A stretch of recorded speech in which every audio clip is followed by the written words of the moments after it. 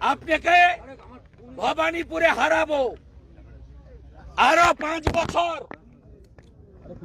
হারার যন্ত্রণা বয়ে বেড়াতে হবে। মমতা বন্দ্যোপাধ্যায়কে ভবানীপুরে হারানোর চ্যালেঞ্জ ছুড়েছেন শুভেন্দু অধিকারী। হুঁশিয়ারি দিয়ে বলেছেন মমতা বন্দ্যোপাধ্যায়ের অবস্থা অরবিন্দ কেজরিওয়ালের মতো হবে। খোঁচা দিয়ে বলেছেন নন্দীগ্রামের হারের যন্ত্রণা ভুলতে পারেননি, তাই চিৎকার করছেন। শুভেন্দু অধিকারীর বক্তব্য, মমতা বন্দ্যোপাধ্যায় তাকে এবং তার পরিবারকে ব্যক্তিগত আক্রমণ করেন, কিন্তু একসময় তিনি মেদিনীপুরের দ্বিতীয় হতেন। অধিকারী পরিবারই তাকে প্রথম করিয়েছেন। তিনি আরো বলেছেন, নন্দীগ্রাম আন্দোলন না হলে কোনোদিনও মমতা বন্দ্যোপাধ্যায় দিদি হতে পারতেন না।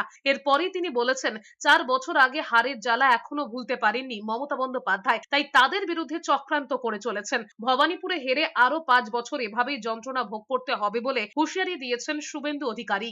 যদি নন্দীগ্রামের জনগণকে নিয়ে শুভেন্দু অধিকারী নন্দীগ্রাম আন্দোলন না করত, আপনি 4 বছর ধরে আপনার হারের যন্ত্রণা ভুলতে পারেননি।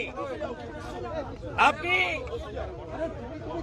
এমএলএদের এদিক ওদিক করেও বিধানসভার ভিতরে ভারতীয় জনতা পার্টির সংখ্যা 70-এর নিচে নামাতে পারেননি। তার কারণ বিধানসভার ভিতরে তাদের দাঁড়িয়ে বিজেপি বলে পরিচয় দিতে হচ্ছে।